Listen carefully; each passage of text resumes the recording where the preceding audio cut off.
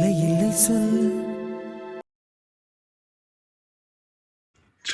வர வர காவியாவை பார்க்க கூட முடிய மாட்டேங்குது. இங்கதான் பாப்பா கூட விளையாண்டுருக்கா. இது கிட்ட கேட்டாலே தெரியுமே. கவி, என்ன பண்ணிட்டு இருக்க?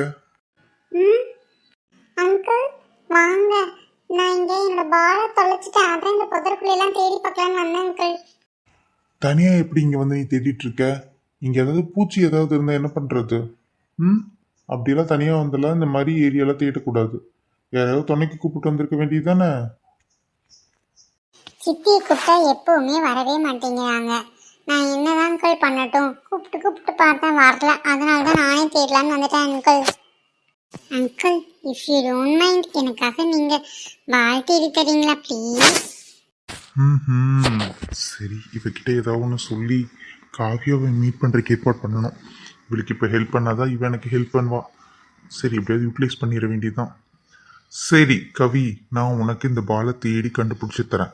பட் ஆனால் நீ எனக்கு ஒரு ஹெல்ப் பண்ணுவியா? சரி அங்கிள், நீங்க எனக்கு ஹெல்ப் பண்ணீங்கன்னா நான் உங்களுக்கு ஹெல்ப் பண்றேன். பைபிள்ல விவரமா தான் இருக்கு. கவி, இதான் உன் பாலா, பாரு. ஆமா அங்கிள், எப்படி நீங்க கையில வச்சுட்டு இவ்வளவு அழகா சுத்துறீங்க? நல்லா சுத்தினா இப்படி வரவே வராது அங்கிள். ஐடியா. இந்த மாதிரி நான் உனக்கு சொல்லி தரேன். பட் ஆனால் நீ எனக்கு ஹெல்ப் பண்ணணும்னு சொல்லியிருந்தேன்ல. நிஜமா நீங்க எனக்கு சொல்லி தருவீங்களா அங்கிள்? இந்த மாதிரி ஸ்பீடா சுத்துவேனா நானும்? ஸ்பீடா சுத்துறதுக்கு நான் சொல்லித்தரேன். ஆனா நீ எனக்கு ஹெல்ப் பண்ணணும். இது ரெண்டுமே நம்ம ரெண்டுத்துக்குள்ள இருக்கிற சீக்ரெட். நீ எங்கேயாவது இந்த சீக்ரெட்டை வெளியே சொன்னீங்கன்னா அப்புறம் நான் எப்படி இந்த பாலை சுத்துறதுங்கிறத சொல்லி தர மாட்டேன்.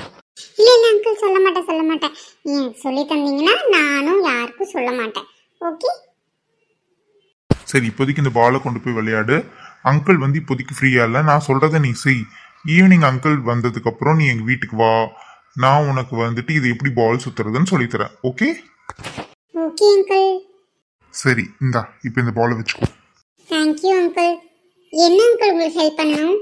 நான் உனக்கு ஒரு கவர் கொடுக்குறேன். இந்த கவரை கொண்டு போய் காவியா சித்திக்கிட்ட தான் கொடுக்கணும். வேற யார்கிட்ட கொடுத்தினாலும் நீ இந்த விளையாட்டுல தோத்துட்ட, நான் உனக்கு சொல்லி தர மாட்டேன். ஓகே? ஏன் காவியா சித்திட்ட மட்டும் கொடுக்கணும்? அதுதான் கேம். சரி, நான் காவியா சித்திட்ட கொடுக்கறேன். ஓகேவா? சரி, ஓகே. இதை கொண்டு போய் கொடுத்துரு, சரியா? அங்கிள், இது என்ன டைரியா?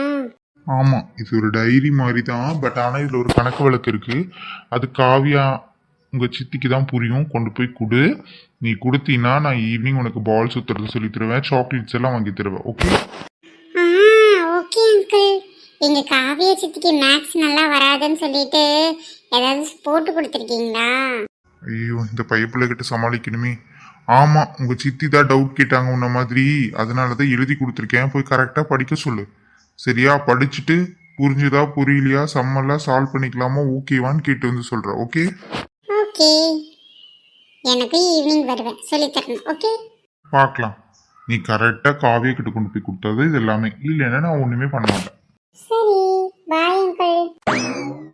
காவியா சித்தி, எங்க இருக்க நீ? வந்துச்சே ஃபீலிங்ஸ், இந்தியா வந்துச்சே ஃபீலிங்ஸ். காவியா சித்தி, என்னாச்சு சித்தி உனக்கு? ஏன் இப்படி தலைக்கில குதிச்சிட்டு இருக்க? எனக்கு ஒன்றும் இல்லையே சித்தி. இந்த டைரியா உன்கிட்ட அந்த கதிர் மாமா கொடுக்க சொன்னாங்க. நீ ஏதோ சம்மு எனக்கு தெரியாதுன்னு சொல்லியிருந்தியா? எனக்கு விளையாட தெரியாத மாதிரி, அதனால அந்த மாமா கொடுத்து விட்டாங்க. நம்ம என்ன கேட்டோம்? ஐயோ, கதிர் இதுக்கோ கொடுத்துட்டு இருக்காரு. இந்த பிள்ளைகிட்ட ஏதாவது ரீசன் சொல்லியிருப்பாருன்னு நினைக்கிறேன். நம்மளும் ஆமான்னு சொல்லி வாங்கினோம், இல்லாட்டி வீட்டில் போட்டு விட்டுருவாளே. ஆமாம், நான் தான் கிட்ட இருந்தேன். குடு இது தரேன் உனக்காக. நான் அந்த மாமா கிட்ட இருந்து வாங்கிட்டு வந்தேன்ல, எனக்கு சாக்லேட் வாங்கி கொடுக்கலன்னா நீ இந்த மாதிரி தெரியாம சம்மல்லாம் கேட்டேன்னு நான் பாட்டி கிட்ட போட்டு கொடுத்துருவேன். ஐயோ, சரி சாக்லேட் வாங்கி தரேன். சீக்கிரம் கொடு. இந்த அப்படி சாயங்காலம் 2 சாக்லேட் வந்திருக்கணும், இல்லைன்னா நடக்கிறத வேற சாப்பிட்றது. சரி போ, வாங்கி தரேன். எனக்காக கதிர் வந்துட்டு டைரி எல்லாம் கொடுத்துருக்காரு. என்னவா இருக்கும்? ஒருவேளை என்ன மாதிரி அவருக்கும் என் மேலே தான் ஃபீலிங்ஸ் இருக்குமா? காவ்யா, உங்ககிட்ட நான் சில விஷயம் பேசணும்னு நினைக்கிறேன். ஆனால் அதை எப்படி பேசுறதுன்னு எனக்கு தெரியல. அதனால தான் இந்த வழியை நான் தேர்ந்தெடுத்தேன். என்னை மன்னிச்சிடுங்க. ஒரு பொண்ணுக்கு இப்படி லெட்டர் எழுதுறது ரொம்ப தப்பான விஷயம்னு எனக்கு தெரியும்.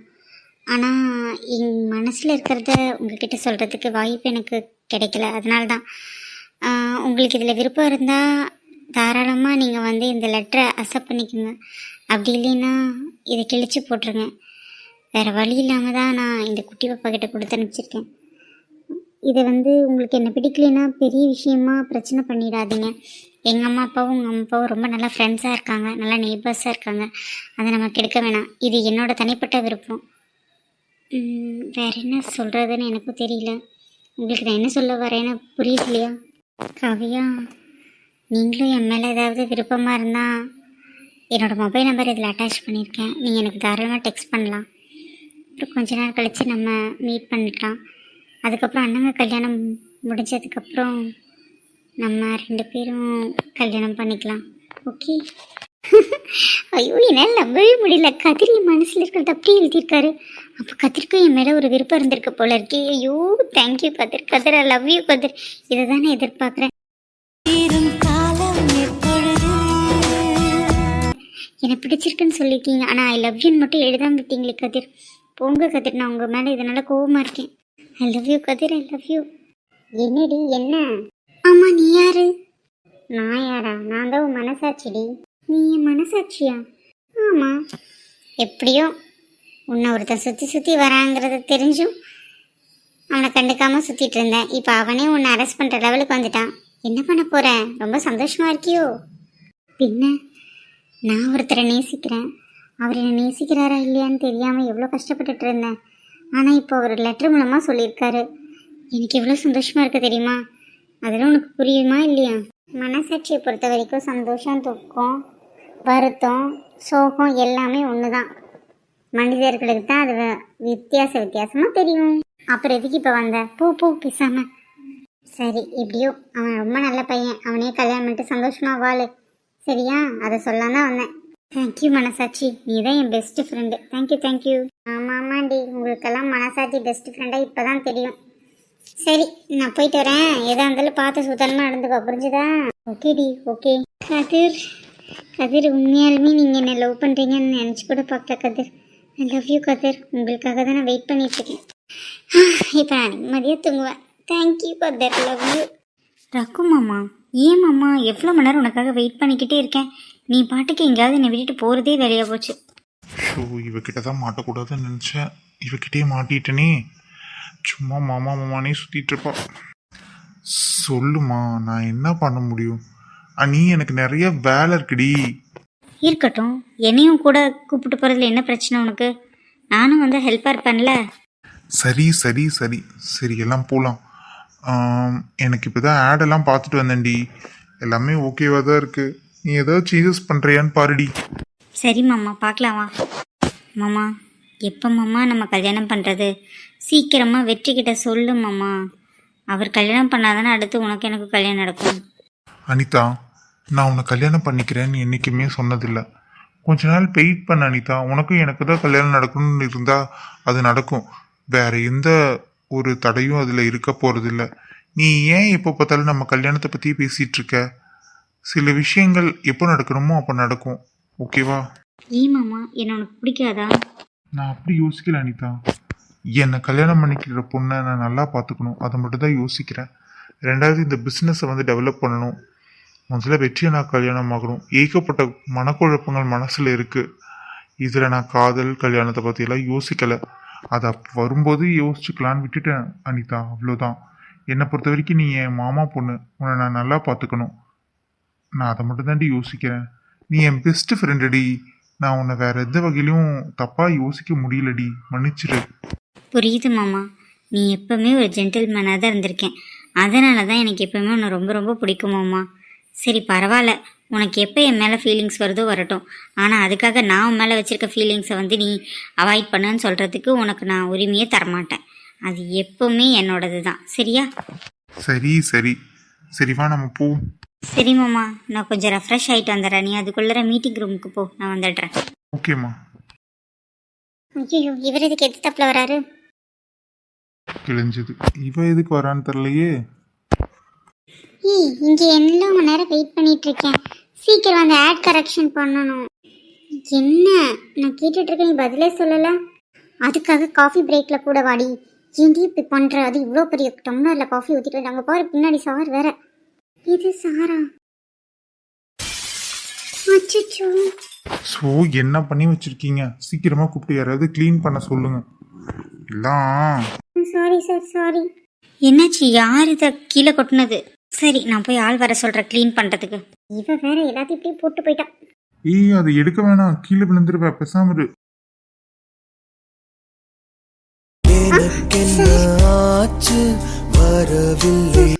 சாரி, நீங்க என்ன காப்பாத்தினதுக்கு தேங்க்ஸ். ப்ளீஸ். இந்த கண்ணை நான் எங்கேயோ பார்த்துருக்கேனே, எங்க என்ன ஞாபகம் வர மாட்டேங்குது. Sir please. Oh sorry. Sir என்ன பண்றீங்க? இல்ல, நீ கீழே விழுக போறேன்னு சொல்லிட்டு தான் நான் உன்னை பிடிச்சேன். தப்பா எதுவும் மீன் பண்ணிக்காத. இருந்தாலும் நீங்க பண்ண தப்புதான் சார்.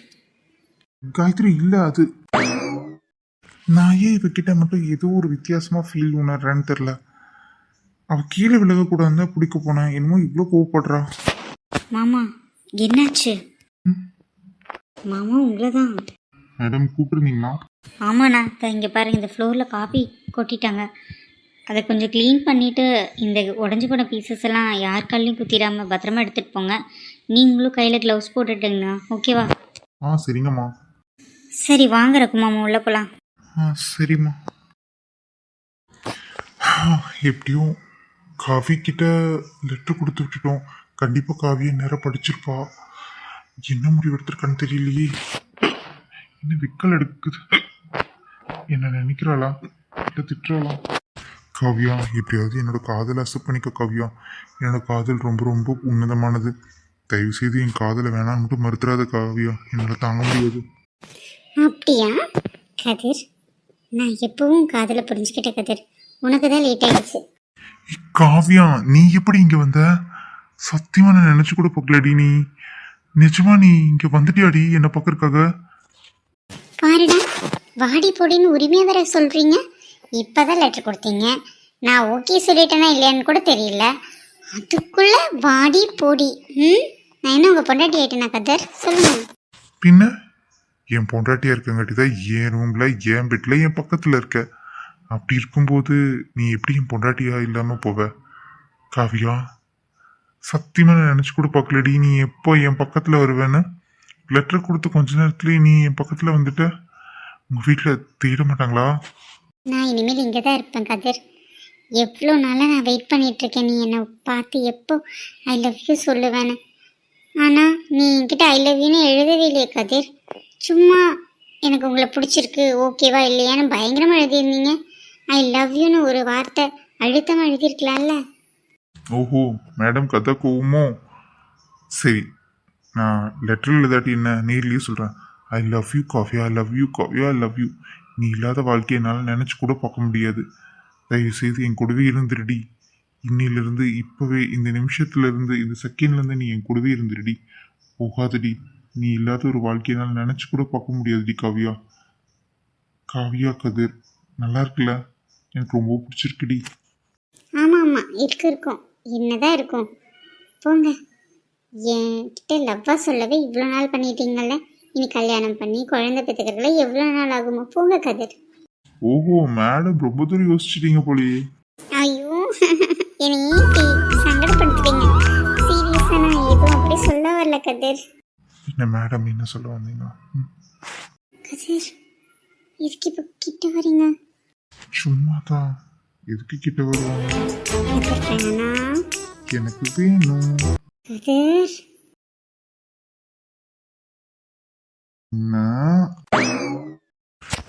அத்தனையும் கனவா? ச்சே, என்னை பைத்தமாக்குறடி காவியா. உன்கிட்ட லெட்டர் கொடுத்து நீ எப்போ வந்து ஓகே சொல்வேன்னு வெயிட் பண்ணிட்டு இருக்கேன்டி. ப்ளீஸ் டி, என்னை பிடிச்சிருக்குன்னு மட்டும் சொல்லிடுடி. என்னால் அந்த வார்த்தையை தவிர வேற எந்த வார்த்தையும் ஏற்றுக்க முடியாதுடி காவியா.